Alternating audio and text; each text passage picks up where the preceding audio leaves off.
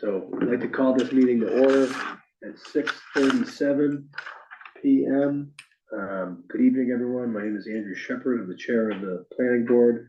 And I would like a roll call of the board members present. So please say your name for the record. Carol Haas is present. Lance McNally, associate member present. Hartley Fleshaw, present. Brett King, present. Thank you.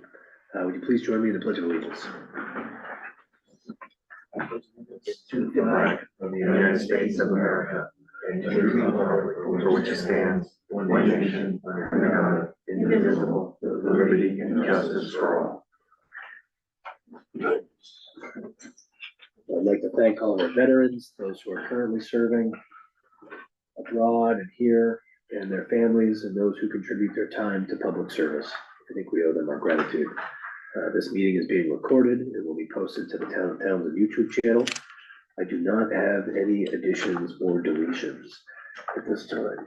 So tonight we have a public hearing at 6:45 PM for 35 Burgess Road.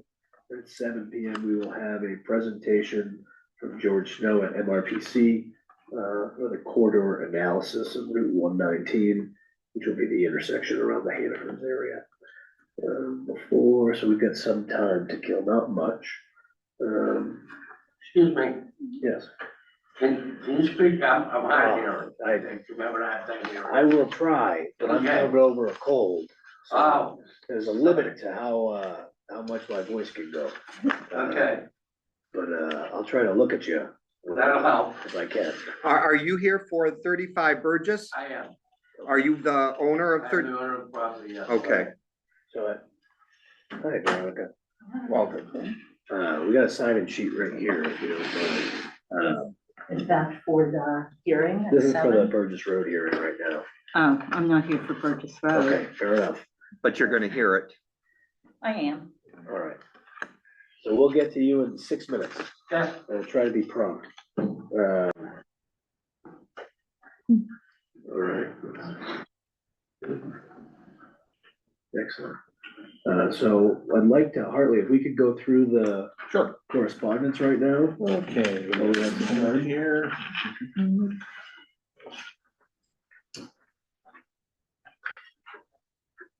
Okay. Start off with the Town of Shirley Planning Board.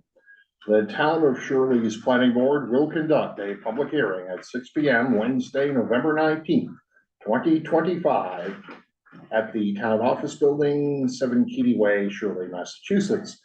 Application submitted by Lancaster Road Holdings LLC, 53 Midland Drive, Waltham, Mass. 02451. Town of Lunenburg, Office of the Planning Board, public hearing Monday, October 27th, 2025, 6:05 PM. An application for stormwater management permit, PBSW 25-4, section 204-1 of the Code of the Town of Lunenburg by Justin Leclerc of McCarty Engineering. Location 255 Sunny Road, owner NCSW 220 LLC, 69 Broad Street, Hollis, New Hampshire, 03049.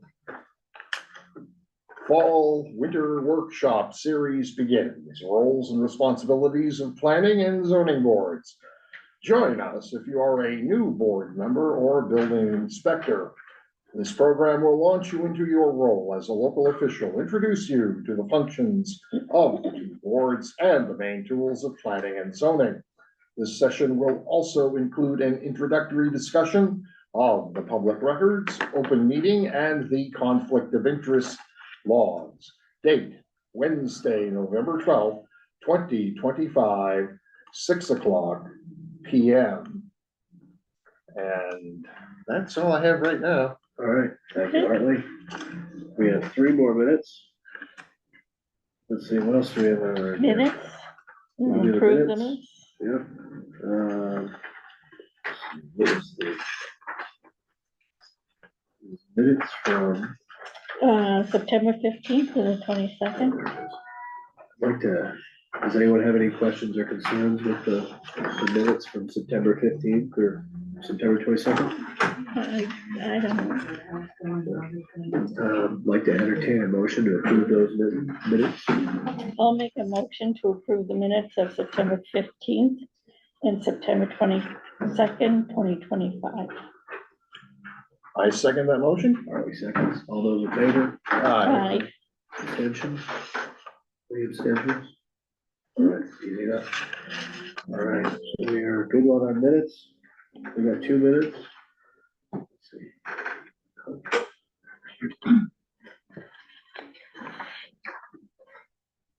Well, I do have a chair's addition. I'm gonna add 3.4, which is to be approved extension of stormwater management plan SM 2023-03. So we can get to that after the public hearings. Okay.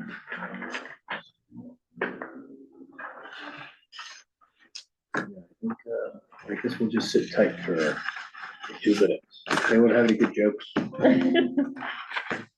should come up with something for this time. Should you? Okay. Beth, I grabbed your notepad and we're using it as a sign-in sheet. I've got 2 sided. So, Oh, and that's Holly's pen. That's hardly. Thank you. Oh, great.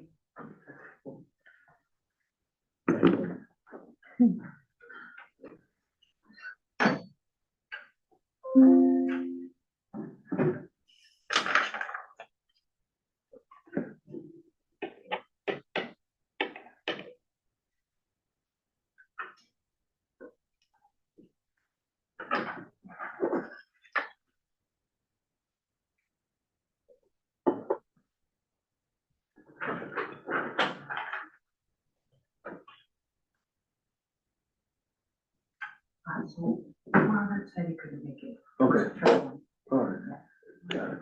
Fair enough.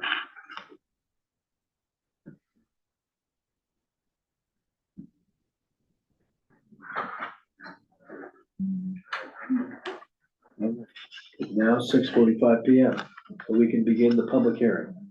So I'd like to open the public hearing on 35 Burgess Road at 6:45 PM. I'd like to begin by introducing the board members. Carol Hofstas.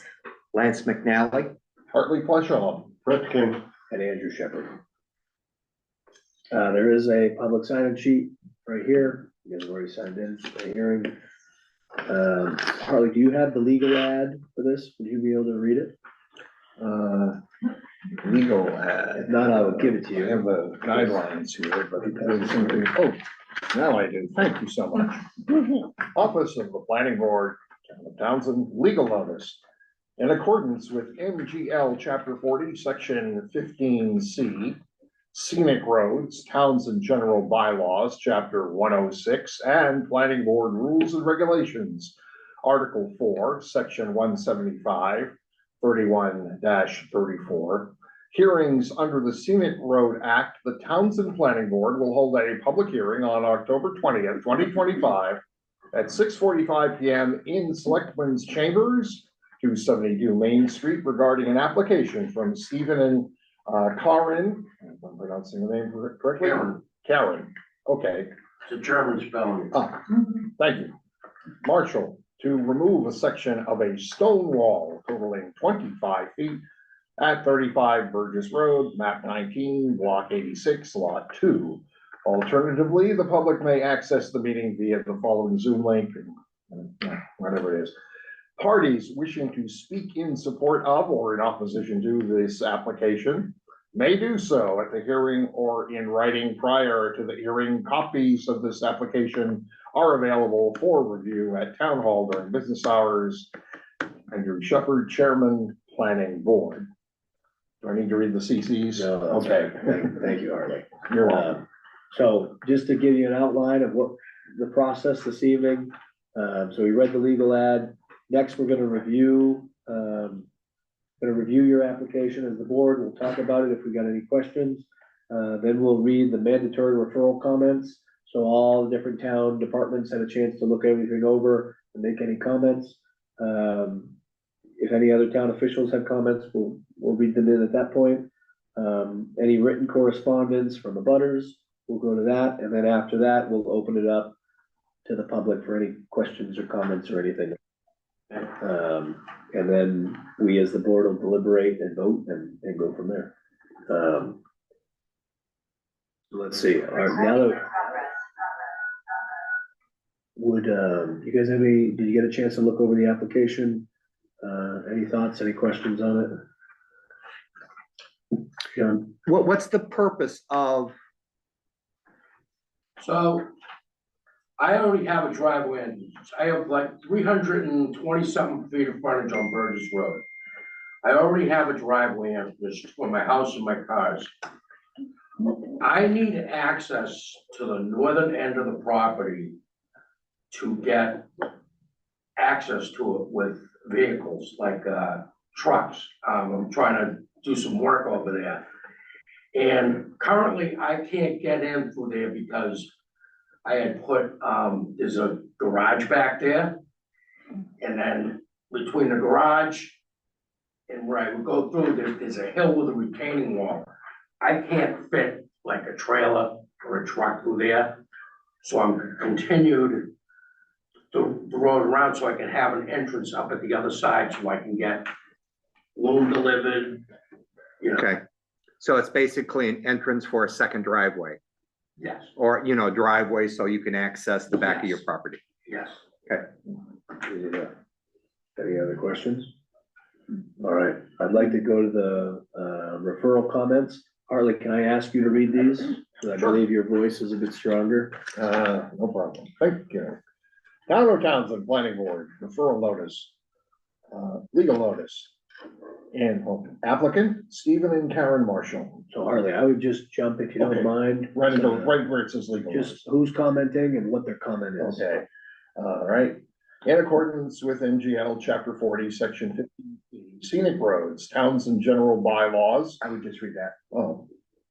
Okay, under comments. Yeah. I see no issues with removing 35 feet of stone at, I can't read that there, stone wall. Okay, slight distance looks good. Drainage looks good. Signed James D. Smith. Date, October 1st, 2025. Okay, that's from the highway department. All right, next. All right.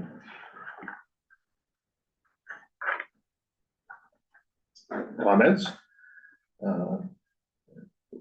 It was reviewed is if it's for, okay, I'm trying to, if it is for, it is for temporary access.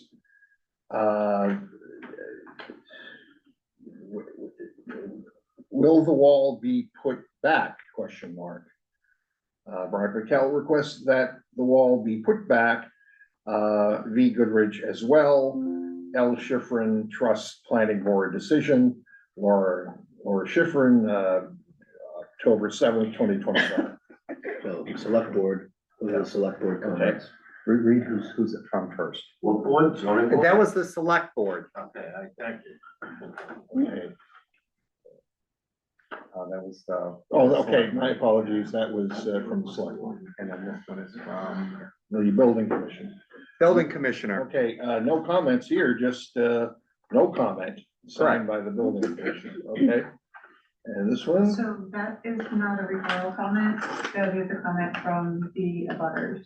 So we'll read that after then. I guess we could go right into that, because But that's. you can do that now, yeah. Go ahead and read okay, it. should I read the next one? Yeah. Okay, this is, not in favor, John F. Okay, the other name is John Hussey, I think, or Yes, Darlene Hussey. Darlene Hussey, I apologize. Oh, now, John Hussey, yes, okay, I couldn't make out their signatures. No comments, just not in favor. The second one, it says not in favor, signed by John Hussey. No comments here. There's two John Husseys on that road. Hey, well, they have different signatures, so I guess there were two different John Husses. All right, thank you. Okay, that's all I have here. That's fine. Any questions or comments from the board?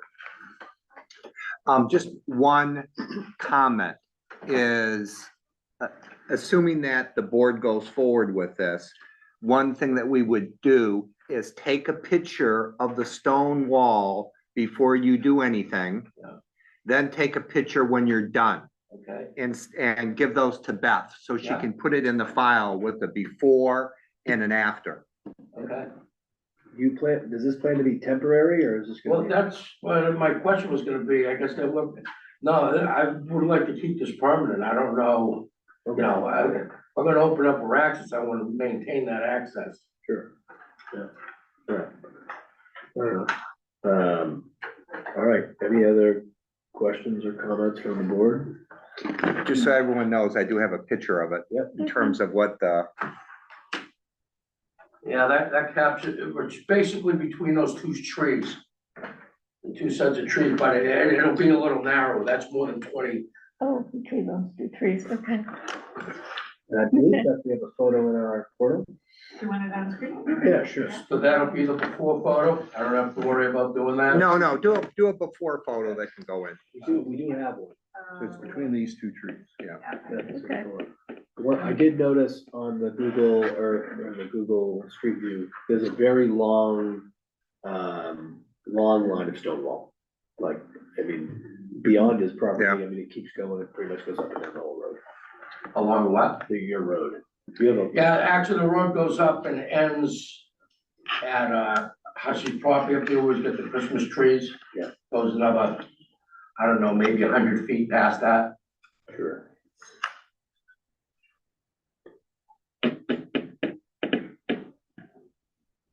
Well, Beth's pulling up the photo. So Yeah, I have a question. Oh, I got it. There we go.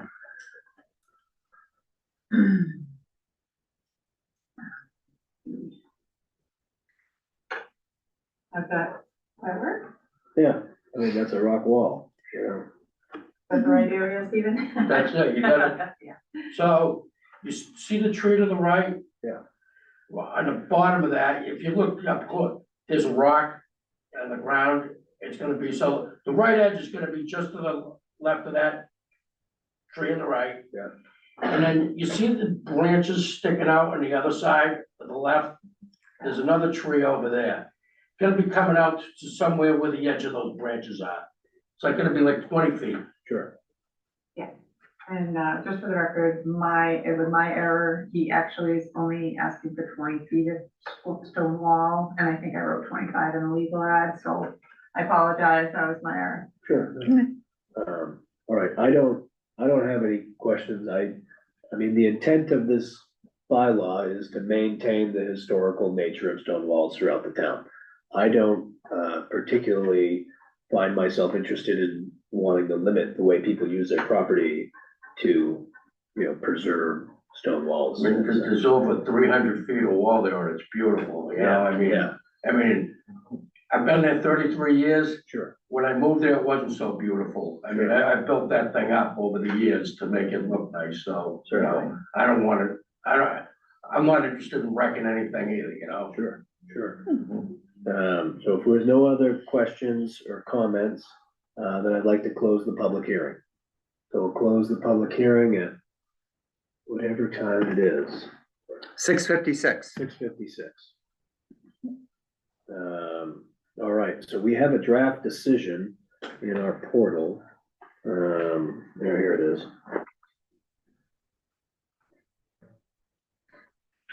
And in the conditions, right now, we only have one condition, which is prior to the commencement of work, a pre-disturbance photograph of the stone wall shall be taken. Upon completion of the project, a post-disturbance photograph showing the area to be removed shall also be taken. Both photographs shall be submitted to the planning board within 30 days following project completion. Does the board have any comments or no? Well, I'm assuming, I think you may have already covered this, but I'm assuming that particular stretch of wall there doesn't have any historical or environmental aspects that would would mitigate against removing it. I mean, not to my knowledge, as the chair, I don't, All right, the conservation nature, like, I mean, okay, it's in the right of way of the yeah, okay, town's roadway. all right, perfect. A fair question. So I guess if we're okay with that as a condition, then I'd like to entertain I wonder if there's a specific motion, but entertain a motion to approve the draft decision to approve the applicant's proposal.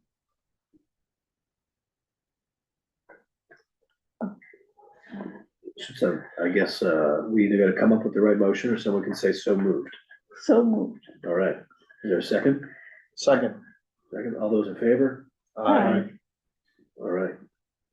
And the motion passes. Could I ask you guys to actually vote the two motions that I suggested? So Yes, we can do that. All right, So the so, actual motions that are on the decision, yeah, all right, here we and go. roll call, please. Yeah, Carol, would you mind? The doing that second one? first?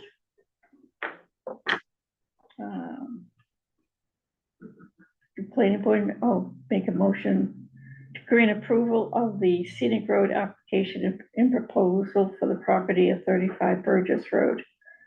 Map 19, block 86, lot 2, subject to before and after pictures. And Well, are we a second again?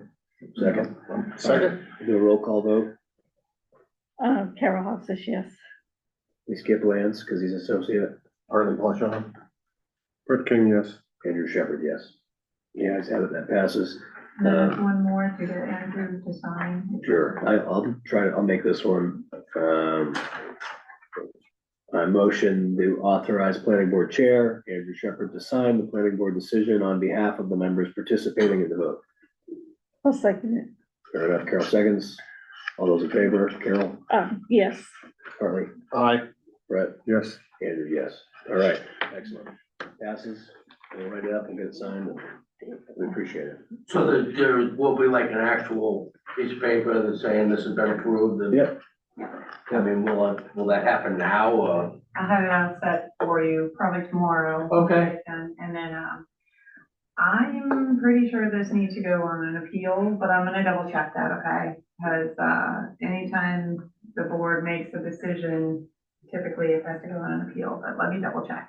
I know that we have in the past, we do an appeal period. Why would it go on appeal? Because it's a decision of the planning board, but let me double check that. No, let me explain it. Yeah. When the planning board makes a decision. Yeah.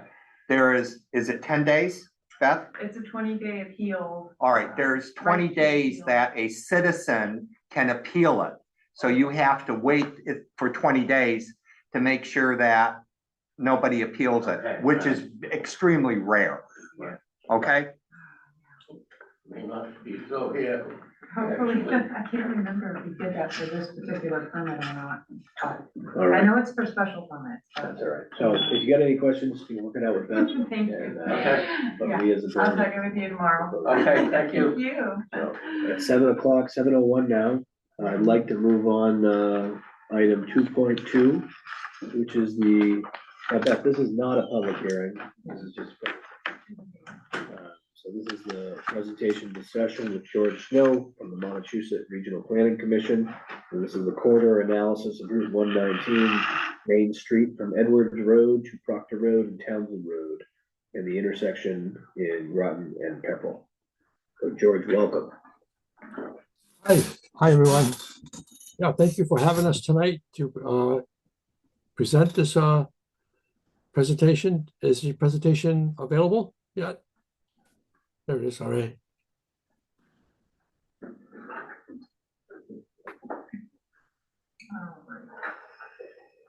There's three of us here tonight from the MRPC. Brian Doherty, who's our transportation director, and Grace Belmont, who is our principal planner with the MRPC. She'll be doing part of the presentation near the end of the presentation. So you can look forward to hearing from her. Again, thank you for having us here tonight. Thank you we appreciate this opportunity to share this study with you We're going to be sharing some findings and improvement alternatives of this study. The next, please. So here's a list of the topics that we'll be covering, study purpose, and the list of traffic analysis results that we performed on the corridor and improvement alternatives. Next. And we'll begin with the study purpose. This study was initiated in February 2024 by the town. They requested for us to conduct this corridor analysis, and it became part of our work program, which is an annual program that we do of studies and other activities, project development in the region. It consists of various tasks that we complete throughout the year. The corridor is approximately 0.6, just a little over half a mile, which it begins at Edward Road and ends at the Proctor and Townsend Roads intersection in Groton. And the purposes that you see here is heavy pedestrian traffic, mainly students from the school, and the speeding along the roadway, especially during school start times and end times and periods.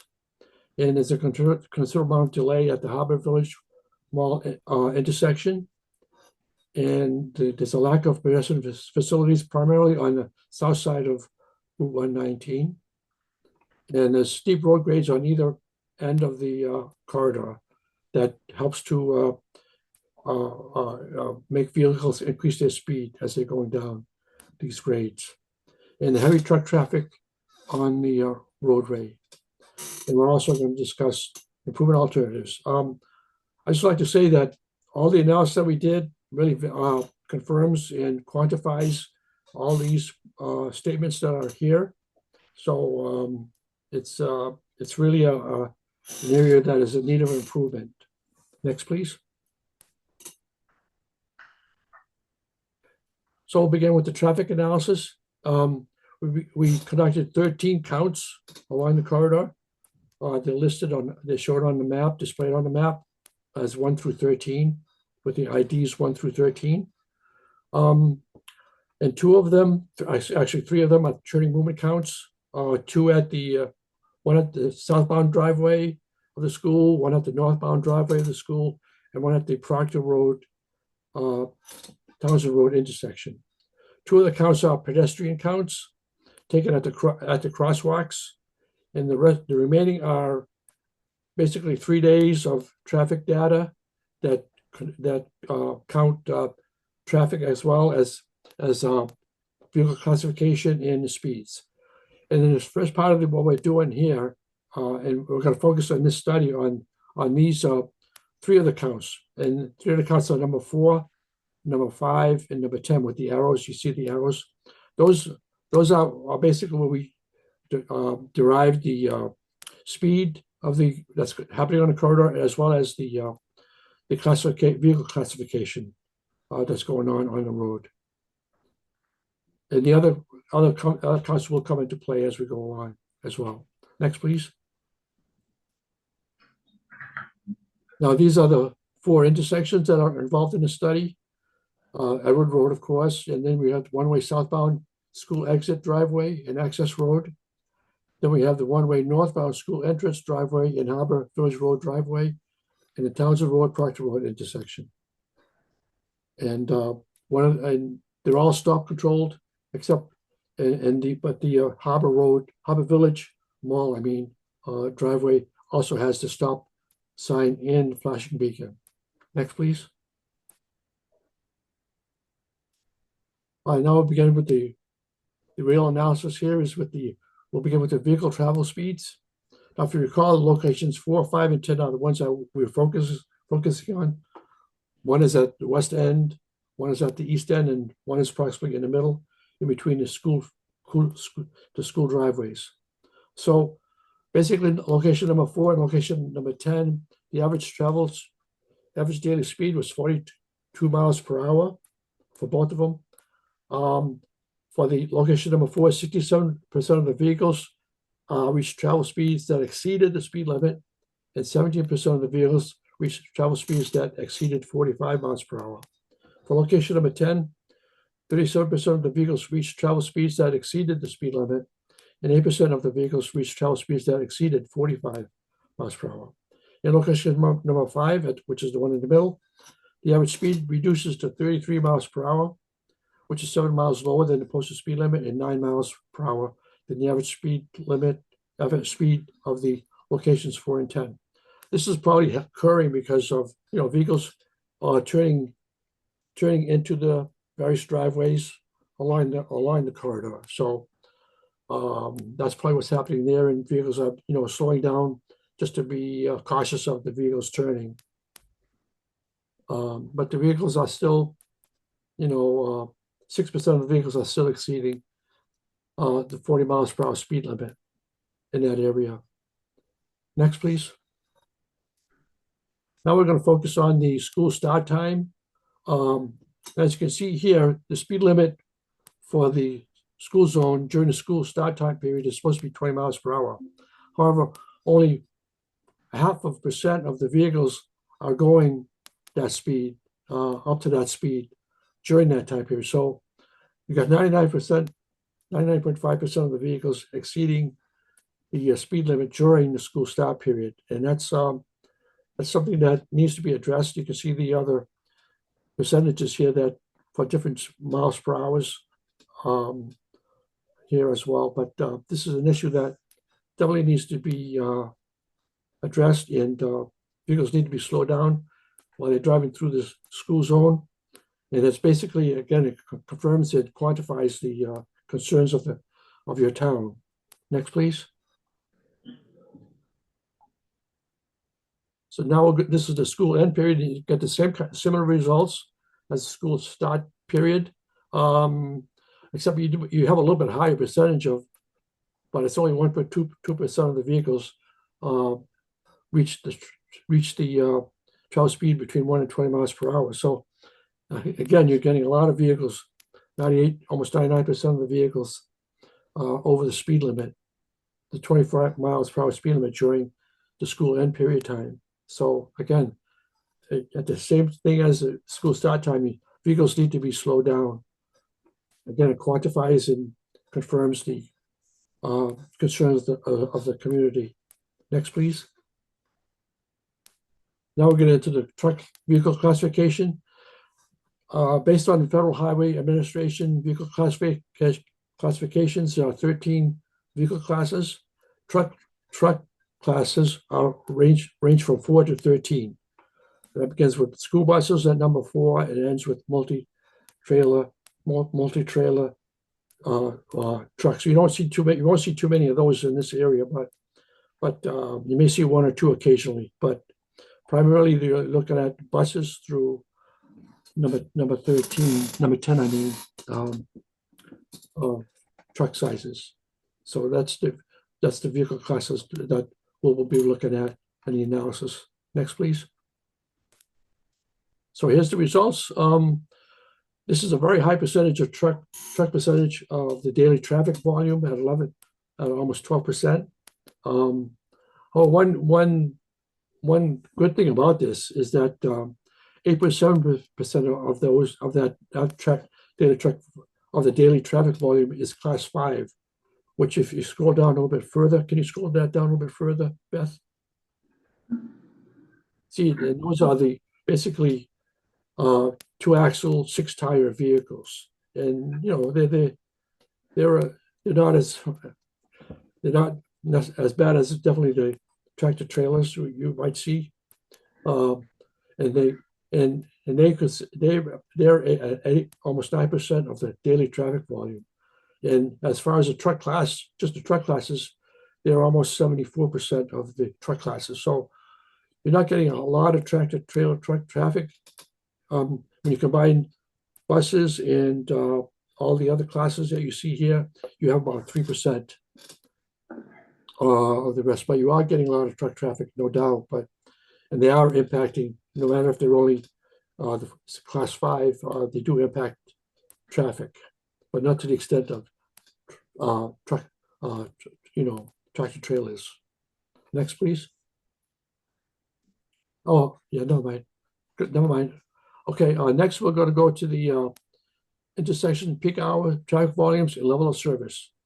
Now, level of service is a road, is a the level of service of a roadway facility, traffic facility represents the quality of the traffic flow and is used to assess the operation of that facility during peak hours. So we're looking at the peak hours, AM and PM peak hours. And it's basically described in 6 different categories, different levels. From A, nearly all drivers feel the freedom to operate, and very rarely is there any more than one vehicle in a queue, to F. Traffic flow is forced out 100% of the time, and there is more than one vehicle in a queue. And drivers realize that that delays have reached intolerable conditions levels. And you can see it's measured by seconds per vehicle. On the level A, you get up to 10%.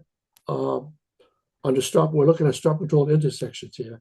So on level A is up to 10 seconds, all the way up to F. F is greater than 50 seconds per vehicle.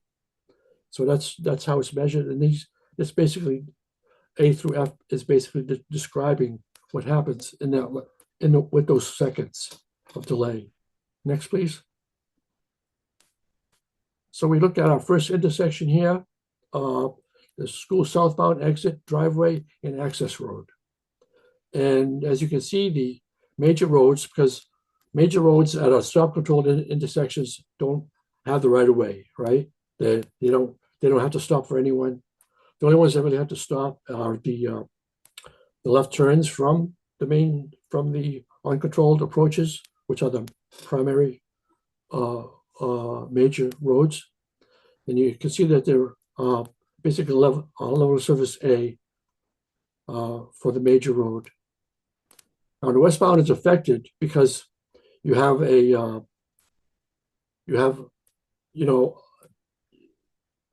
minute, no, sorry about that. There is a little bit of an eastbound delay, yes, because no, there isn't. I'm sorry. Not in the AM period, but in the PM period, you're getting a little bit of delay, and that's basically probably because of the left turning vehicles exiting out of the school exit southbound. So you're getting more of a delay during the PM period. I mean, during the AM period, when the school buses are leaving. Sorry about that. But yeah, so you're going to get some delay in the AM because on the school exit southbound on the minor approach. But you're really getting a lot of delay during the PM period for the access road northbound approach, which winds up at a level source F. So you're experiencing a lot of delay on the access road during the PM period. Next, please. Now we're looking at the school northbound entrance in Harbor Village Road approach. Now, again, here on the major roads, major approaches, we've seen a level of service of A. However, on the minor approaches, you're getting delay, right? So during the PM period, the Harbor Village Road is experiencing a level of F level of service, and with delays over 50 seconds per vehicle, and that really validates it confirms and quantifies the concerns of your town when we discussed all these issues. You're getting a lot of delay on the Harbor Road approach. You don't get any delay, obviously, on the school entrance because it's the northbound approach, and no cars are entering the intersection from the northbound approach. So you're not going to get experiencing any delay from the school entrance because it's a northbound one-way approach. Just one comment. So this is going to not improve when Starbucks opens up. No, I don't have that. It's already on a level of service F, and you're already over 50 seconds per vehicle. Obviously, I did the analysis on how many vehicles, net number of vehicles will be added, and I forget exactly how much that was off the top of my head, but it will probably add around around 120 cars, I think it was, vehicles, I mean, net vehicles. A lot of the vehicles that will already be in the traffic flow that go to Starbucks. That's what the analysis shows from the consultant. So the net increase is probably about 120. But that's going to obviously increase the delay here at this intersection. And as we'll show further on, you have a lot going on at this intersection. You have two dedicated left turn lanes, one for the school and one for the mall. Plus you got the through traffic, plus you got the traffic from the mall entrance. So there's a lot going on there at that intersection that's resulting in this kind of level of service F for this intersection. And if you scroll down just a little bit more, Beth, I just want to discuss the Townsend Road and Proctor Road intersection. That is also a level of service F during the PM period. So it's the same type of experience at that intersection. I didn't want to add that because there's a lot of information that we want to look at further down. So next, please. Now we get into the signal warrant analysis for the Harvard Village Road School northbound entrance. There are basically 9 traffic signal warrants that for the possible installation of a traffic signal. You'll see them listed here, 1 through 9. If an intersection meets one of the criteria of the warrants, installation of a signal may be appropriate. And basically, if a signal warrant is passed, it basically is a trigger that will trigger the need for further analysis for whether or not a signal should be installed. It's basically, that's what it really serves at. It helps to say, okay, we should move ahead here at this intersection and look at installing an intersection and a signal. And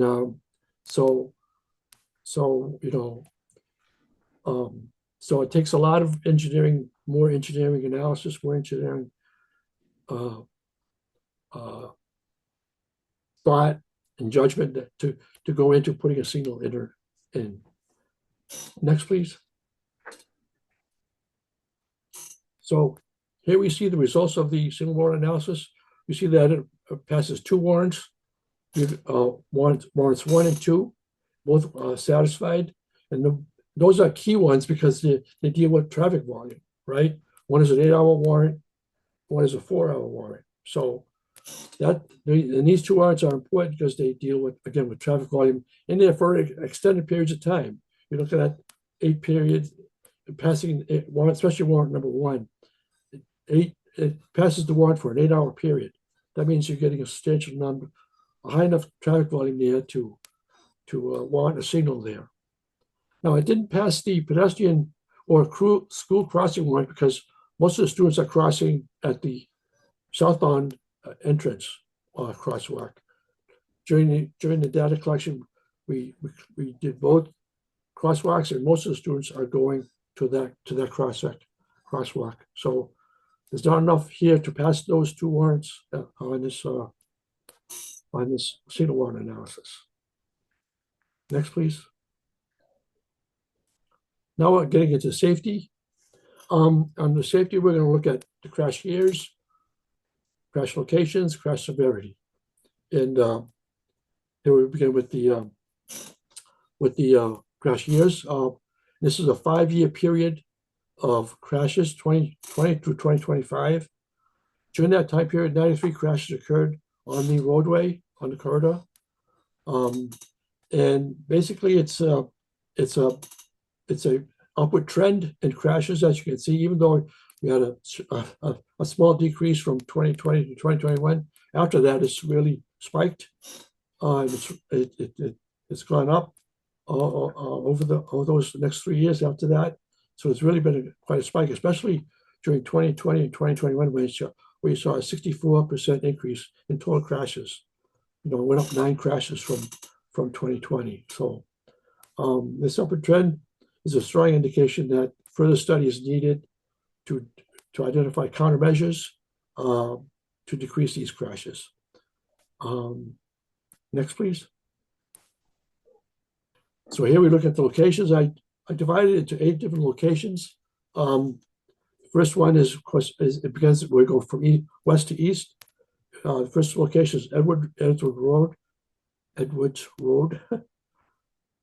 Road, and the second location is between Purple Road and the Best Friends Veterinary Hospital. In this area, you have all those driveways here that form T intersections with the corridor, and we know they're all real close together, and they cause all kinds of conflicting issues with traffic flow. That's why I grouped those together in that area. And number 3 is within 130 feet of the school exit driveway. But it also includes the crosswalk. So this area is an area where a lot of crashes are occurring in the area of the crosswalk. And McDonald's driveway is right there as well. Number 4 is within 120 feet of the Harvard Village Road. And it basically encompasses the left turn lane that goes into the school. This is a little further west of the actual intersection. So there's issues going on there that's occurring. That's causing crashes to occur near and in the left turn lane before the intersection. And number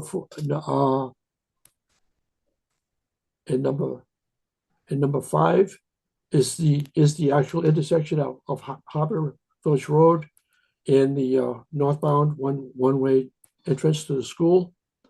And there you have the crosswalk. You have a crosswalk. You have 2 dedicated left turn lanes. You basically have 3 lanes of traffic, with the left turn lanes in the middle.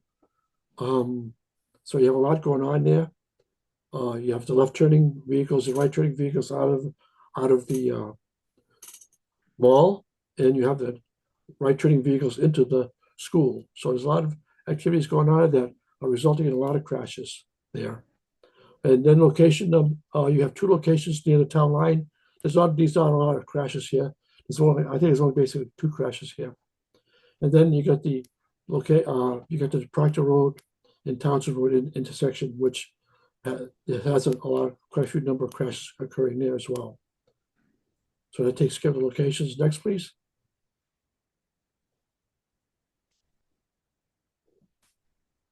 Now we get into the severity. Now, this is the most important one because these are the types of crashes we really want to try to reduce. The injury crashes and fatal crashes. Excuse me, I'm thinking ahead of myself here a little bit. Let's go back to the locations.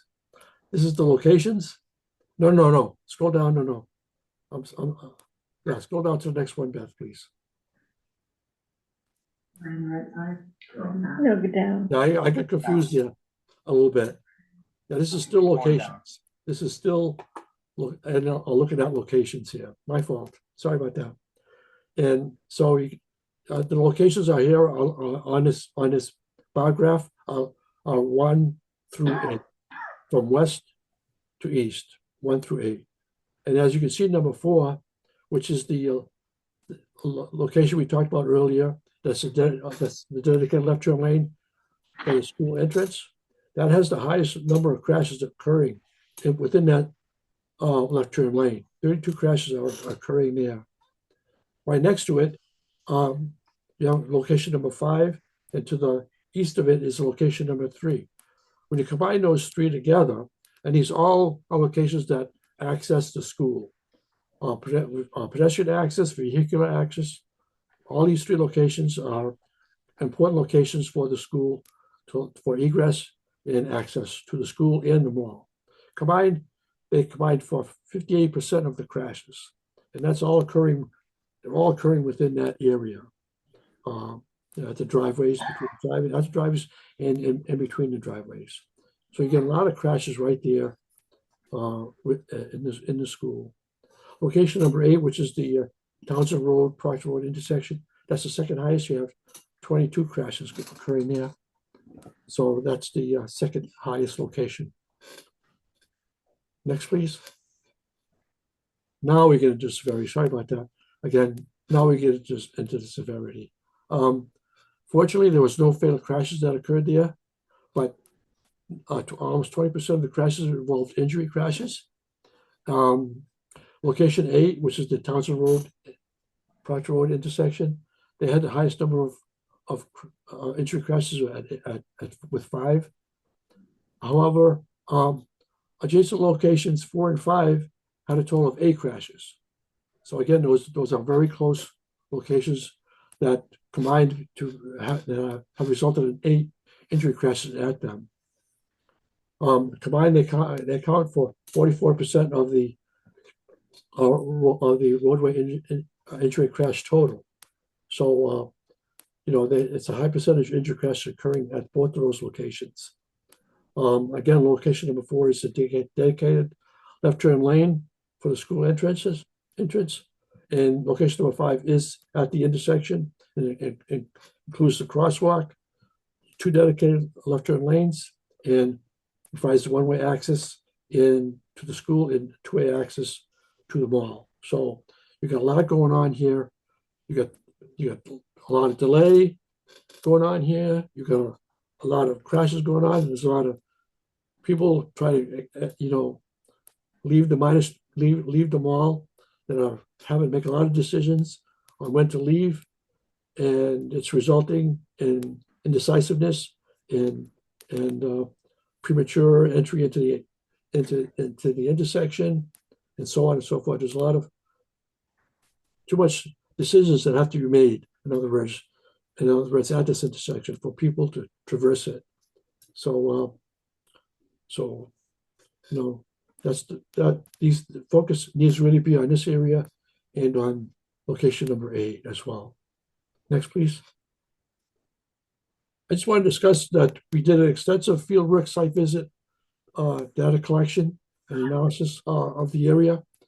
It comes as 23 pages of the report. That's approximately about 120 pages long totally. And that fieldwork site visit, we looked at these issues: site distance, intersection site distance, sidewalks, crosswalks. We collected all this information on crosswalks, pavement markings, signage, and a lot of times it's something specific to an intersection that might have to be looked at as well.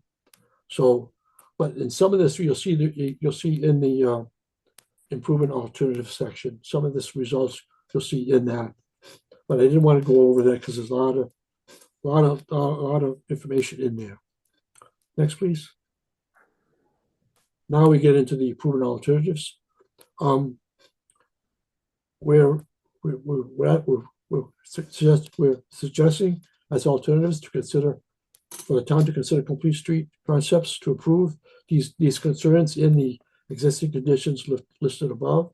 But we're only going to look at the major improvements alternatives because there's a lot of low cost improvements that are recommended, but we really don't want to go through listing stop signs, where stop signs should be, where stop bars should be, and where one sign should be placed, and so on and so forth. What we want to focus on is the major ones, and complete street concepts include improvements at intersections, on roadways. One of the best solutions to a lot of these issues are roundabouts. This roundabout at Route 7 at Old Union Turnpike, this intersection was a devastating high crash location. A lot of injury crashes used to occur at this location. Since the roundabout has been installed there, that has decreased tremendously. So roundabouts really help to improve safety. And complete streets also includes off-road pathways. And we haven't done a lot of these, but we have done some of them. But in this study here, we focus on, it's one of our focus is off-road complete street concept. And that's what Grace will be talking about at the end of this discussion here. Next, please. So one of the things that was mentioned by the town in their concerns, and when we went out in the field, we looked at, was the vertical curve and horizontal curve between Edwards Road and Duncan's. And or what we're recommending, and as a proven alternative, is lowering the road grade, lowering the vertical curve between those two locations to improve eastbound sight distance to the upcoming driveways of the business, schools, in the mall. So all those driveways that are there in between, the eastbound vehicles will be able to see those driveways before they start to go over that vertical curve. So if you look, that's lowered down, approximately, I would say about 2 feet. If you lower that, that's going to improve that sight distance tremendously. It's also going to improve the looking west sight distance for all those driveways that are there, that are east of that vertical curve. One of the things we noticed out there as well is a slight horizontal curve that's also contributes to the sight distance. And there is one westbound curve ahead sign that we located when we were doing our data collection out there. So that vertical curve does contribute to some of the sight distance issues as well. But what we're suggesting there is you add the chevron signs that you see here to that vertical curve, so that vehicles will know that that roadway is curving to the left. As far as the lowering the vertical curve, or if you want to call it road grade, you can also call it reducing the road grade. There's an example here that was constructed in Leominster at the Hamilton Road Route 12 intersection. This intersection was terrible for this approach to the Route 12. I mean, the slope was so, I don't know if you got anyone here that's attending this meeting, I've ever been through that intersection, but before they did this, if you came over that, let's say to that right picture, you see that tree. If you came up to that tree, you wouldn't see any cars. You might see the lights, but you can see the cars stopped at the signal. And if you were going fast, you have to put your brakes on pretty fast in order to stop. What they've done is they've lowered that grade, beginning right, as you see on the right photo, and right about there, in that right photo. And they took, and you can see how much they decreased the grade by the middle photo underneath there. See that driveway that grades down? That's how much they decreased the height of that road, that curvature. So now you can see as you can see in the right photo, top right photo, you can really see the lights. You can see all the traffic on Route 12, and it has really improved the sight distance to the lights and to the intersection. They also take care when this is done, they don't just leave the driveways, without any improvements. As you can see, they tapered the driveway to an appropriate grade, and also add, if there's a walkway to the house, neighboring house, they'll add steps there, so that you don't just leave a mess there with nothing there. They actually introduce a nice set of steps there. So this will be quite there are low-cost things we can do that are discussed in this study, but this here would be a good improvement for this location. It's been done before, and it can be done here as well. Next, please. Now we look at all those driveways in between the school southbound driveway and the Edwards Road. We don't include the school one on this improvement, but this includes the driveways on the south of the Route 19. So basically recommending some installing some access management techniques to this area. That means eliminating driveways like what you have here in this situation.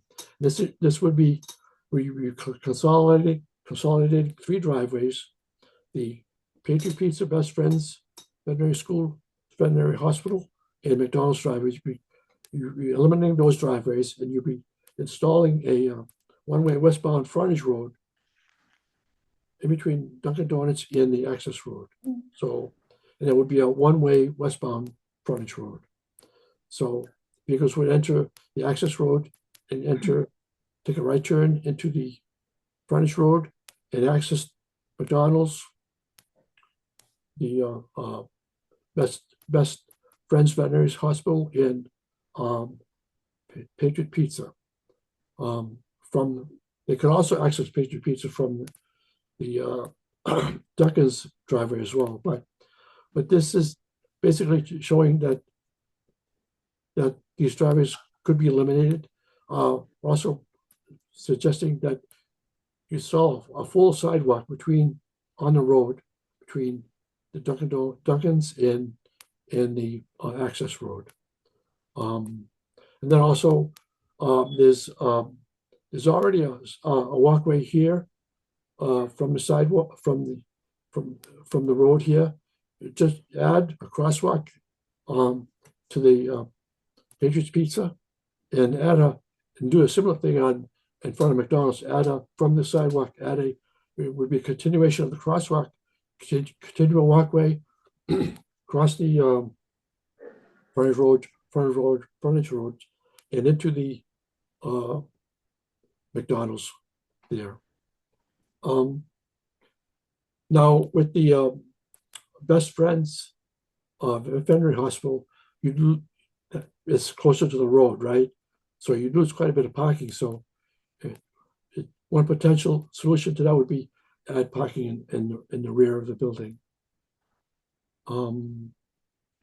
Also on this, what we saw when we did the site visit, that there's a lot of informal pullovers that take place on the westbound side of Route 119, and that's where the blue area is. We're suggesting that you formalize that and install this drop-off area, formalize it by adding that blue area that you see there, make that all pavement there, and add a sidewalk, the full extent of the pullover. And vehicles could stop there, drop off the students. They could use the sidewalk to go all the way around to the school. The only drawback with this concept, again, this is just a concept. It's showing that it's something that could be done.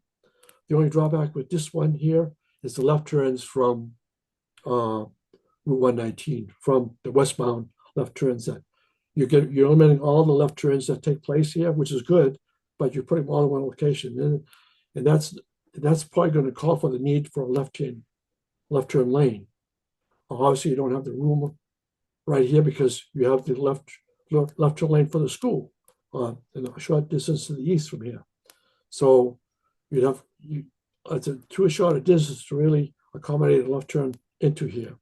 So potentially this left turn should be moved up to the Dunkin's driveway. You put it, and you could reverse this one way to the eastbound approach, possibly. Again, the final design, as I say in the bottom here, the final design will most likely look substantially different than what is proposed above. This is just a concept that I looked at and I came up with, and so, but it shows you the potential that could take place there. This would really organize this whole area by applying access management techniques.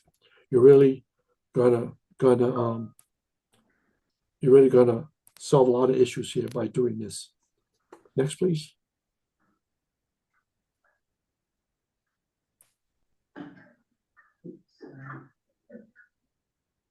Now we're just gonna look at the crosswalk. The crosswalk there is, needs some, upgrading, in installing, as you can see in this diagram here. This is what, the area should look like right now. All you have is, you have the flashing beacons, but they're basically, a lot of people consider them obsolete. You have flashing beacons, but they're not, they don't really perform as well as what I'm recommending here is replace the flashing beacons with rapid flashing beacons. If you've been by schools, especially there's one in Groton, the schools use it in Groton, that they use these rapid flashing beacons. And what they do is they're side-by-side flashing beacons, and they alternate back and forth. So they're continually flashing rapidly, very rapidly. And it really draws people's attention to the pedestrians that want to cross the crosswalk. We're also suggesting adding yield pavement markings. That's what you see in the upper right photo. Those what they call shark teeth, and we're recommending adding all these different signage and pavement markings to it, as well as curb extensions. Curb extensions are really narrow down the roadway surface. They don't narrow the lane, but they eliminate the shoulder. So perception-wise for the driver, it helps them narrow their focus, and it also makes pedestrians more visible.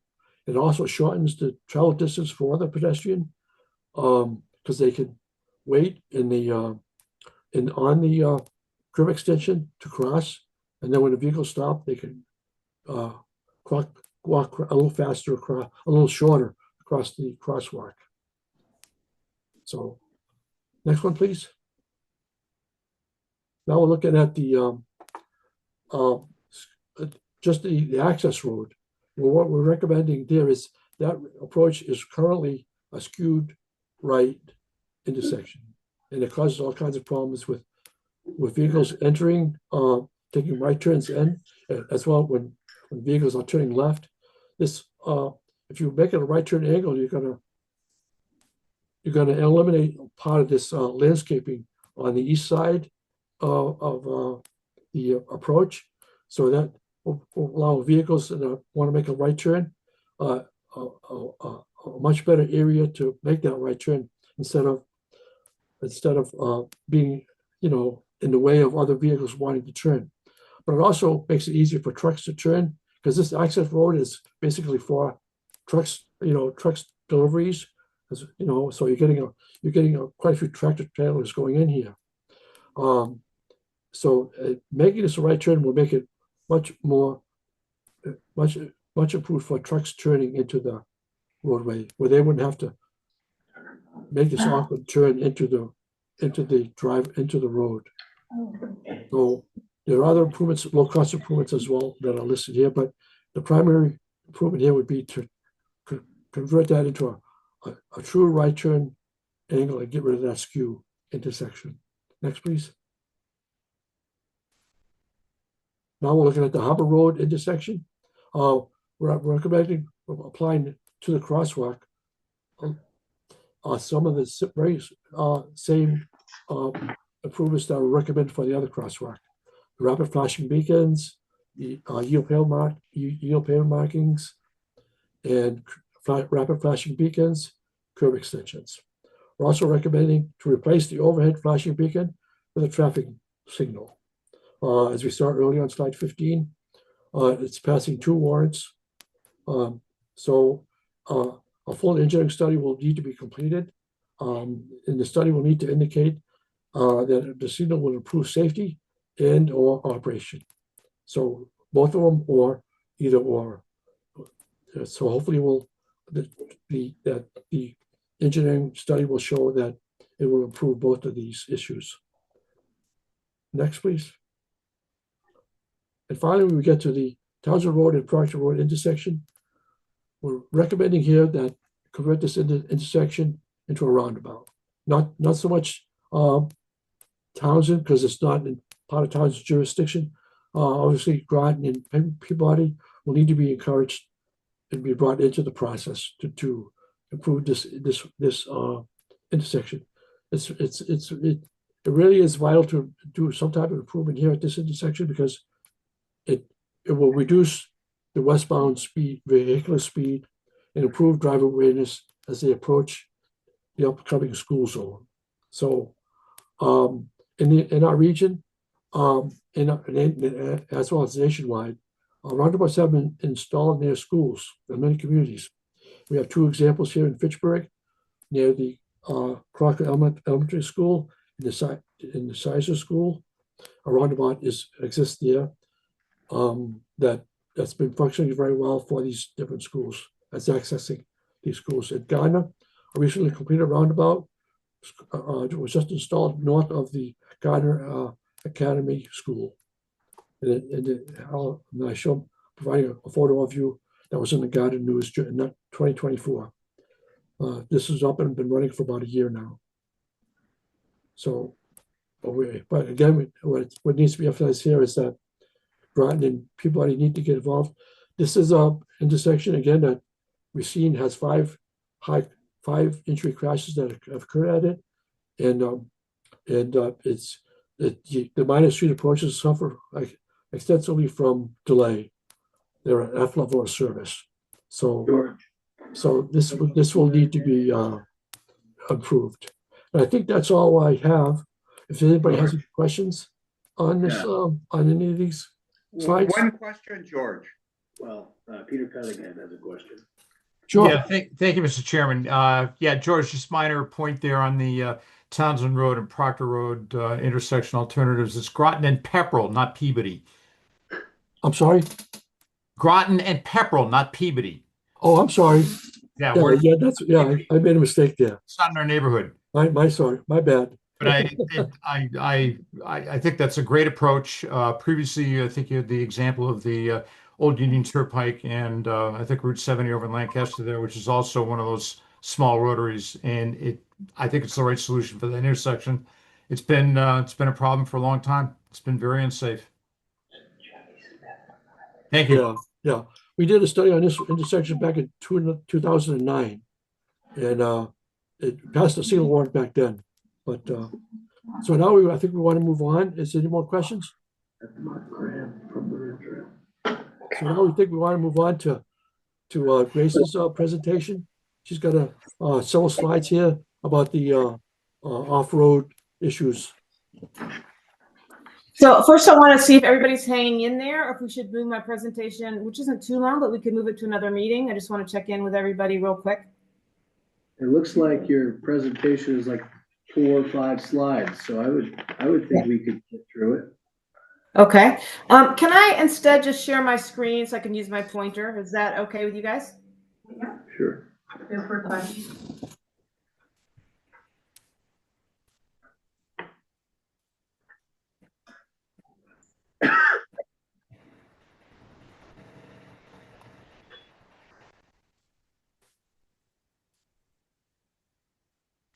Okay, can everybody see? Yes. Okay. So I just want to start real quickly and point out, although a lot of the focus has been safety on youth, in fact, the population of the high school has dropped significantly in the last 15 years from the 1200s to, I believe, the high 700s today. So thinking about accessibility for the older population, which these are projections put out by UMass, and what you see is a continuing drop of the younger population, but an increasing growth in the boomer age range population. So that's just something I feel like needs to be put in priority when thinking about planning and design. The other thing I just want to talk about first before diving into this with George is that a lot of the solutions for pedestrian or bike, really I think all of them do involve encroaching on private property. I don't think that there's a way around that because of the environmental constraints that are in place, and that most of the road is, at least in the quarter in front of the high school and the Harbor Village Mall, is already consumed by roadway. So all of these solutions to these issues of pedestrian and bikeability do involve bringing in the private community. So here on my first slide, I just show how many driveways are taking place within this short span. It's 9 within 900 feet. So this presents obviously left turns or even right turns out of the driveway when you have pedestrians walking along the sidewalk. It's, you know, a very busy place, just crossing from one place to the other. The other thing is the design here. This is a car-oriented design. I know some of you have heard my presentation before, but everything is set back from the road. So this is it encourages people to use cars. If you are walking, let's say from Harbor Village Mall, you're unlikely to walk up the hill, up the slope to get to the sidewalk to go over to Dunkin'. There are a lot of paths. In fact, let me go to the next slide. So this is what's happening now, is that people who come in by foot or by bike are coming in on the Squanicook Trail, and there's informal cut-throughs, which are noted here in yellow. So people already use this design. And so what I'm encouraging the communities to capitalize on what is already being used and to formalize it and to make it accessible for people who bike, for people who walk, who use assisted mobility devices, and people who have strollers. I'm arguing for that a project be done on the main access road that actually belongs to the Harbor Village Mall, because this is what's actually being used currently. This is where the most amount, here you can see right here, the most amount of erosion, what's happening. There is a slope, which makes it a little bit more complicated, that would have to be addressed to make it accessible. And then here's the access roads. Let me back up here for a second. Oops. So it's not letting me do that.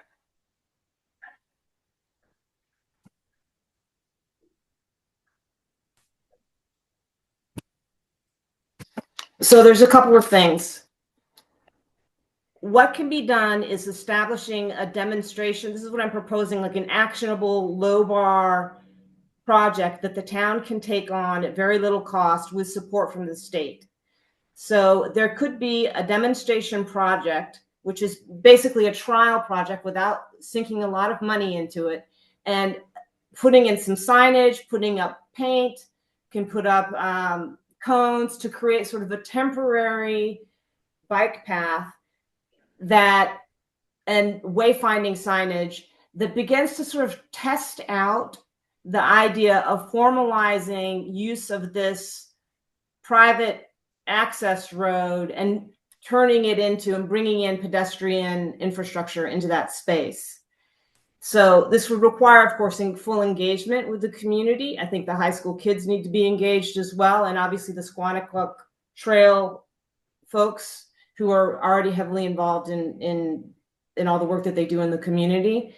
I have spoken to the Noah Harper and to Derek Pravat, and they have a fund that's available for just this kind of project that they'd be willing to discuss with the town of Townsend. So what I'm proposing is that Townsend actually make a call to these MassDOT employees who are running the LEAP project, and the LEAP grant is specifically to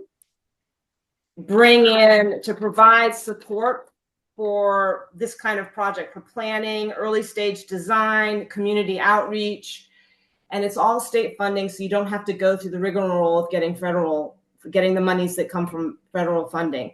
So this could be used for a variety of reasons, but I think in order to more fully explore this idea of formalizing connectivity and engaging with the community writ large and the business community, that this would be a first step that could be taken. So I've also drawn here these sort of in a lighter purplish blue here. I think a solution, well, George is presenting bringing an access road here, which of course widens the entire roadway. But I think a greater solution, another solution to consider, is bringing the roadway, an access road, not just for pedestrians and bicyclists, but also for cars to pass between businesses in the back, away from, so that these people are not entering back onto 119 to then go to, let's say, Dunkin', that they're staying off of the highway while they move between businesses. People are already doing that themselves. You can see cut-throughs that are already well established. not just to the Squanicook Trail, but across and through this area right here. You can, even on the satellite, you can see the worn paths that are there. So I am proposing that at the very least, that members of the planning board and staff reach out and discuss the possibilities and think about whether or not community outreach can go to finding a solution that's right here in front of you, that's a very low cost solution to start the process of bringing in better pedestrian and bike infrastructure, and then seeing if there's future possibility of connectivity and accessibility for cars as well. Here on my last slide is just a picture of a demonstration project that was done in Burlington, Vermont. All they've done is place planters and stripes. That's it. That's the only thing that they've done. It's a very low cost bar that, and sometimes they'll be a limited time of 3 months or 6 months or a couple years, but the investment is low and it gives the community a chance to actually try out ideas. So I think I'm going to end it there. I don't need to go into a lot more.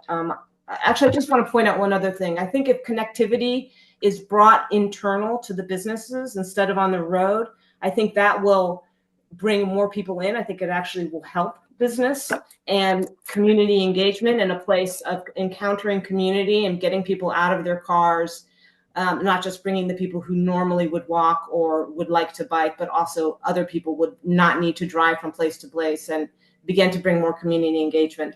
Everybody I've spoken to is very excited about these ideas of helping to transform this part of this business part of the community into a place of community engagement and not just a place of shopping and being, moving your car from place to place.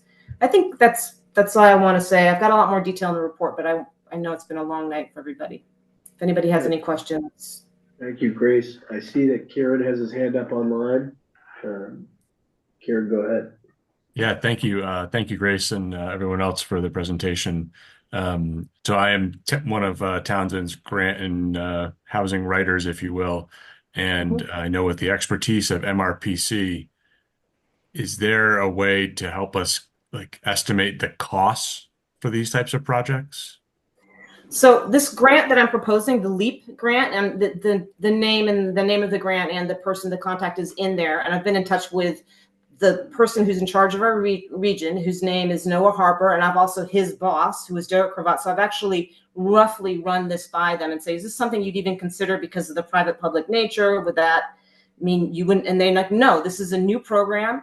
It's a pilot. They're doing $1 million a year for the state for these, specifically targeting towns like Townsend, where there's not enough resources and staff to do preliminary planning and even demonstration projects. So I think that would be the first stop is well, one, discussing amongst yourself and maybe bringing in a couple of community members, including from the business community, and saying, do we want to do this? Let's bring in Noah Harper from the LEAP, and can we fund something that maybe it's just the outreach part where you're talking to people, so it's not a burden on staff, which would probably end up being Beth, so that that somebody else can take that on. And it's supposed to help small towns with these sorts of obstacles to launching projects. Now, a demonstration project is what I'm proposing because the cost is so low. It also gives a chance to community engagement. The high school kids could get involved in painting stripes or making signs. It becomes an opportunity to engage people further in this. So I think did that answer your question, Kieran? Sort of, Yeah, not really. I think so. Basically check with Noah and see what applicability we have for the business stakeholders within that region and sort of go from there. I see a hand from Brian. Yes, thanks, if I may.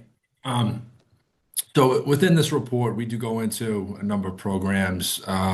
Obviously, it's a little complicated. The roadway is a Mass DOT facility. It's also federal aid eligible as well. So there's a possibility of a TIP project for some of the on-road type of suggestions that we have that would require working with District 3. But limited cost to the community as well.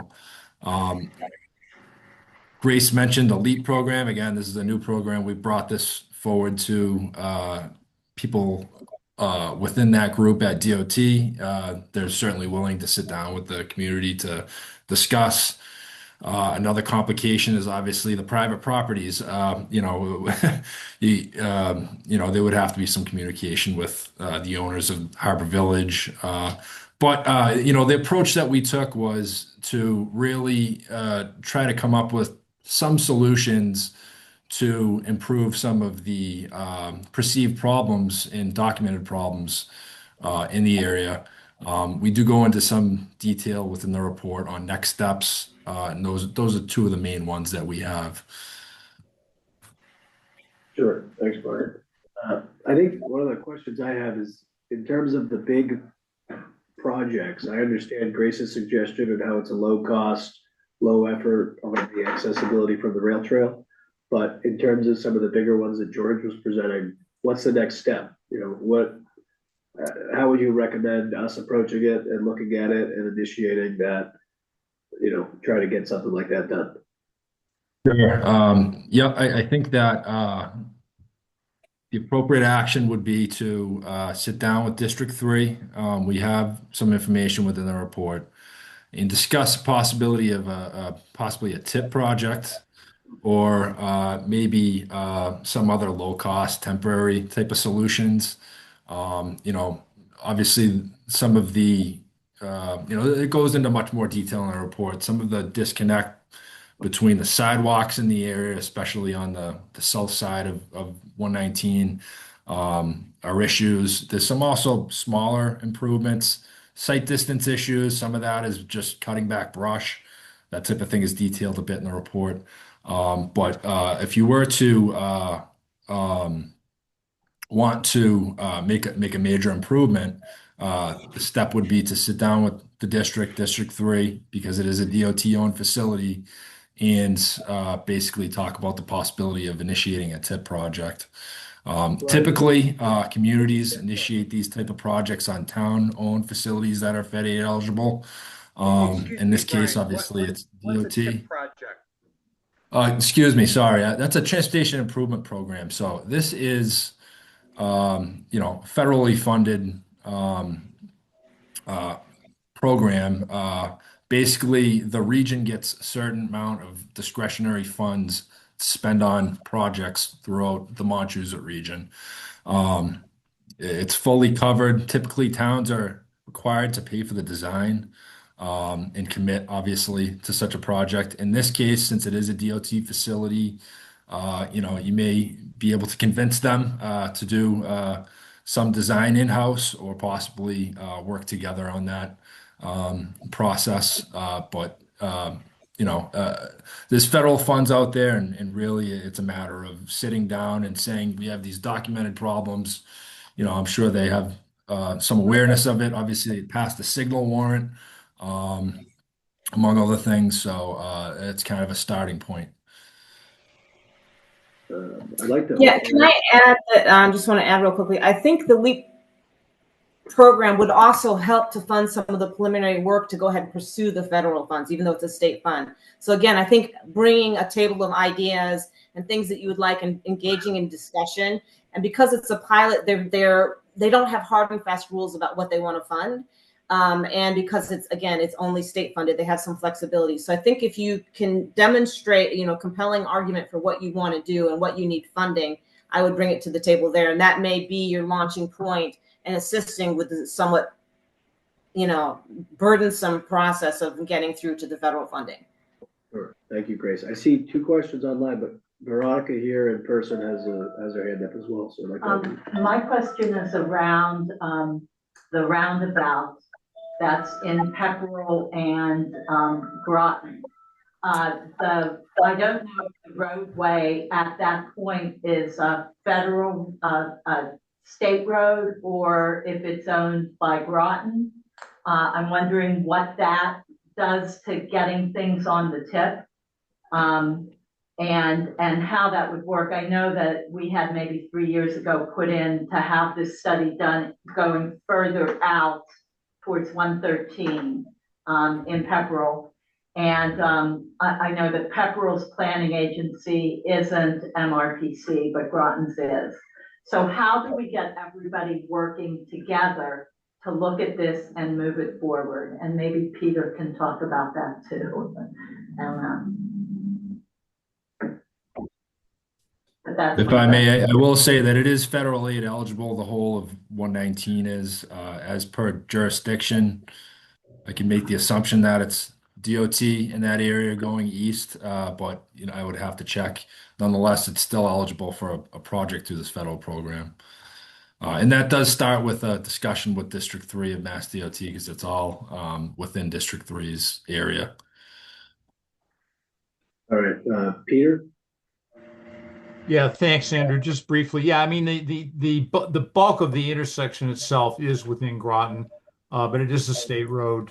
We've actually petitioned MassDOT to put a light in there after some bad accidents to do that, and they have refused to do that. They at that time the warrants didn't rise to the level they felt a light was necessary. But I know we would definitely support working with DOT on putting a small rotary in there. The other thing I wanted to say, I'm wearing a couple of hats here. I'm also president of Squanicook Greenways, which does the Squanicook River Rail Trail. And we met with Grace. She came to one of our meetings about a month or so ago. And when we envisioned and started planning on the rail trail, one of the reasons for doing that is to provide safe alternatives for pedestrians and cyclists coming down from different parts in town and avoiding 119. So having links off that trail up to safe crossings and everything across 119 is great and something we certainly would be supportive of. Last thing I'll add is the LEAP program. We actually in Groton, we looked at that in the context of Complete Streets, and this is allowing us to do some additional stuff to address some of the issues raised in one of our Complete Streets meeting. And we have applied for a LEAP grant to do some engineering work on adding bike lanes within the center of Groton. And that is money. The LEAP money can be used for some of that engineering that'll satisfy the local contribution you need to, advance these programs a little bit further. Thank you. George? Yes, of course you have, and I'm glad Groton's here. That's really a good sign and very, very good sign. And so, but also, I mean, there is another regional planning agency, NEMCOG, Northern Regional Council of Governments.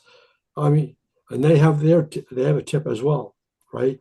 So they could also contribute to the roundabout at the intersection as well.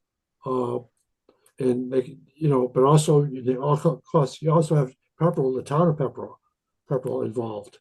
I got that right? Top Pepperell? Not Peabody, yeah. So there are other people other communities and agencies that need to be involved, that can be involved in developing a project. Also, this school is a regional school, right? So, I mean, I don't know what kind of contribution the other communities could make to this project, but their students are coming from those towns to the school. I don't know if there's some kind of arrangement that could be made with those communities to help out with this project for this school. I mean, I don't think it should be totally Townsend's burden to do something with this. It's a regional school, right? So that's just a suggestion. I don't know. I think worth considering, but in the recent budget issues across the whole area, I struggled to imagine, open arms to spending money from our fellow towns. Brian, I see your hand up. Sure, just to make sort of one last point, maybe close out our portion of this. Of course, reach out to us and ask questions to us tonight. So we took the approach with this report to just kind of determine what's possible. We identified some issues, tried to come up with some mitigation measures. You saw some of the conceptual type of stuff that we presented tonight. And I mentioned the funding issue is kind of spelled out a lot more clearly within the report. But obviously it's up to the community. So, and also DOT on 119. So, thanks for your involvement. We spoke to the police chief and Beth Faxon and the town administrator earlier in the year. They gave us some valuable information along with the school superintendent as well. So please, we're hopeful that some improvements can be made one way or the other. But we're always available for questions to help initiate a project on the tip, put you in contact with the appropriate people at the state level, or anything along those lines. So thank you. Sure. George, is that another hand or is that the old hand? Oh, and that's your hand, but I just like to end by saying that if you have any questions about the study at all, just let us know. Well, we should have this finalized within the next 2 weeks. We'll get that to you as soon as possible in that time period. So look forward to that. And again, thank you so much for having us tonight. It's good to see a community so heavily involved in this. We don't often get this type of response, when we do studies, but we appreciate your involvement and wanted to move forward with the project. Thanks again. Sure. I think I know you guys are working your way out, and I know we would like to too, but I got 2 questions, I think, for myself. I guess one's a statement. I've never met anybody who likes that intersection. And I don't expect I'll come across people that do.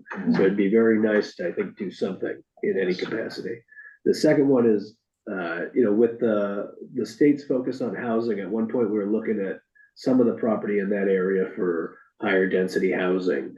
And I'm asking you guys as MRPC, are you aware of, or would there be any access to, grants to help with the traffic if we were to, encourage or attempt to, have some zone and overlay district for some greater housing in that area as well? I know that would greatly complicate the traffic, adding more people, but. Yeah, I would say that, the transportation improvement program is your best option. Least amount of burden to the community. If you're looking for sidewalk type of access type of things, the complete street program, which Townsend has been successful before, obviously it's a state-owned facility, so it's a little bit different. And of course, the LEAP program, which has been mentioned already.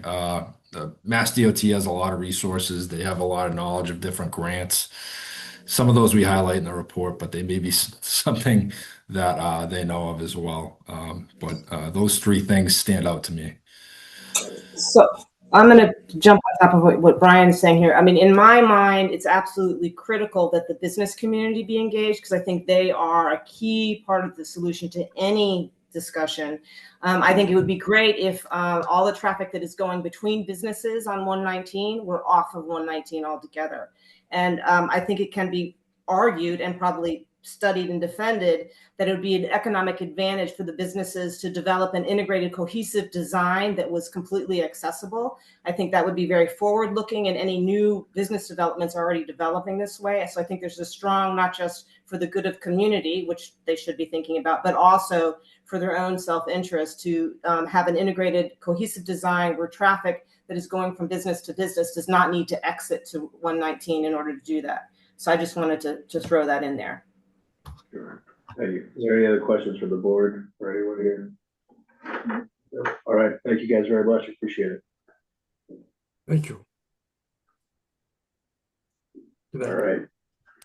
So we don't have very much left. We added, we've done 2.1, 2.2. 3.1 is town meeting, approved zoning amendments and compliance update. Beth, do you have anything specific on that? Yeah, so I did submit the Form 7, I think it's in your packets, to the clerk with all the attachments. Everything for the MBTA zoning amendments is going to go for, with the rest of that special town meeting packet. I don't know exactly when he'll send it, but that's in process. We also need to, Kieran is going to help update the executive Office of Housing and Livable Communities, our status after adopting the zoning amendment. So that's coming up soon. And I'll let the board know when that gets done. Okay. Okay. Thank you.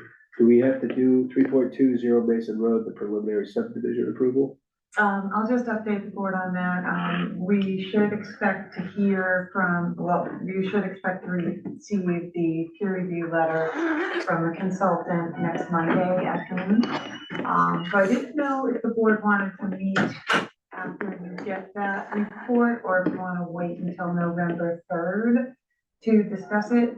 The decision on the application has to be made within 45 days of submittal, which puts us at, well, puts the board at November 6th, is the absolute last day, according to the timeline. So, that was for my first question. I mean, I can schedule a meeting for, that Wednesday. So you expect it to come, what is it, 29th? 27th, I'm sorry. 27th? Yeah. And then our next scheduled meeting is the 3rd. Yeah, That's so the you week can wait after. till the 3rd, or you can, meet in the interim to discuss it. It's up to you. I would think we would be able to wait till the 3rd. I can't imagine that they're, Anything. especially being preliminary, that they're trying to break ground right now or anything. Perfect. And I Okay. can write up, that decision before the 3rd. Sure. And then I'm assuming no, but did you want to have the engineer at the meeting? I figured probably not, because you want to just probably review the letter, right? Yeah, I think so. I think, Yeah. I don't know if we necessarily need them. I think we can review. I think the only, I guess, questions or things that I've heard about the application, looking at it, would potentially be some of the percent grades. Yeah. And considering those. Yeah. But if the engineer's gonna look at those, then, we should be able to read whatever they put together. Yeah, straightforward. Yeah, okay, that sounds fine. 3.3 is site plan review, recodification, and economic development project updates. Yeah, we can, delete or defer. Yeah, we briefly heard from Joe Boyle with MRPC. He doesn't have any updates right now. He's diverted to other tasks, so there's nothing material there. And then we did add 3.4, approve the extension of stormwater management permit SM 2023-03. Is that, Mr. King's application, 66 Bayberry Hill Road. He submitted the application for extension. It's fully complete. The only thing that will be changing this time, well, he has elected to move ahead with the right of entry.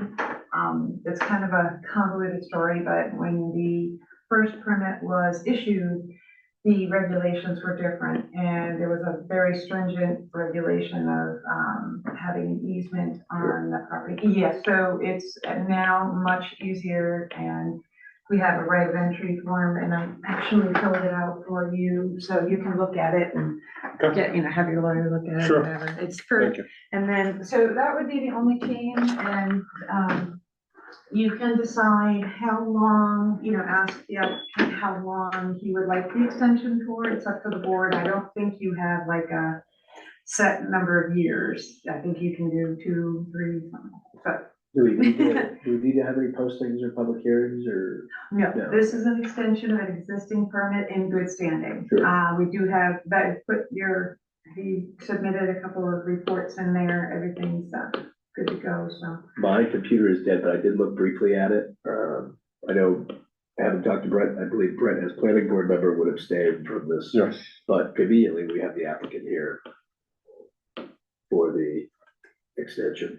Does anyone on the board have any questions or comments or concerns or anything? Have a chance to look at it and such? So, okay. Shall we, we'll ask the applicant, do you care about the length? Or do you have a preference on the length of the extension? No. All right, It's typically 2 years then. 2 years? Sure. Okay, go 2 years. Can I extend it again if need be for some Absolutely. reason? Okay. It's a check-in, Would the appropriate motion be to approve the permit for an extension of 2 years with an extension period of 2 years? Yeah, just, put the stormwater management permit number in there, the applicant, the project, and make a motion to extend that particular permit for 2 years. And, I'll figure out the date. when I do that. So I'd like to entertain a motion to approve the extension of stormwater management permit SN 2023-03 for the applicant, Brett King, for a period of 2 years. So moved. So moved. Second, Second. all those in favor? Aye. Aye. Aye. Yep. Can you vote on stormwater? You can't vote, just special permits. Okay, fair enough. Thank you. We have 3 in favor. Passes. Excellent. And 1 abstention. 1 abstention. All right. And that does it for all the business we had tonight. So our next scheduled meeting is gonna be November 3rd and then November 17th. So, anybody have any questions or any comments or anything? I have a question. Please. No, Who's the MJTC rep for the planning I board? believe it's Hartley. What's Yeah, that? JTC. MJTC, okay, because that's where you would find out about the tip. Yeah, okay. Yes. That roundabout up at the end of Wheeler Road in Yeah, yeah. Ashby, that was on the tip. That was, followed the process. It's a 5-year plan Sure. that comes out every fall, I think, that, and gets voted on and comments, et cetera, et cetera. So, I think it'd be great to do something, anything there. I love the roundabout idea. I mean, Yes. Yes. But I think a traffic light at the school might be, more immediate. That will be a while till that gets. Sure. Yeah, Pat, it sounds like Kieran will be reaching out for the Grace portion. Yeah. And then, would you be willing and able to reach out to Mass DOT to the District 3 and initiate that communication? Okay, excellent. All right. And I just wanted to add, did you know that the MART bus is still running? I thought, yes, I knew it was still running, but I thought it was, you have to schedule it. It's on It's, demand. it, Yeah. yeah, if you want to use the MART bus, you call them and schedule. So I'm glad. I didn't know that. So- Shouldn't Yeah. shouldn't we I thought pull it was the highway done. superintendent, Jimmy Smith, in this? I believe we invited Jim Smith, the highway super. Yeah, he did say he was coming, but maybe he. Well, no, I mean, in like ongoing discussions with DOT and working on a tip or something, you would think that. Yes, Jim would be definitely, so to set up a meeting with Mass DOT will definitely, fix the people. I think you should at least invite the TA as well. Sure, Yeah, yeah. sure. And then we can work on getting contact information, I think, for all the businesses and get everybody and try to figure out, Glenwood Green Waste might already have sure. a lot of that. relationships with them, I don't know.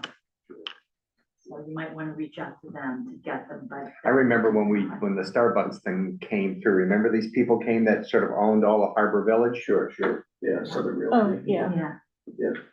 So, all right, I'd like to entertain a motion to adjourn, I'll make a motion to adjourn 8:26. 8:26. Second, Harley, all those in favor? Aye. Aye. Ayes have it. Thank you, everybody. Thank you.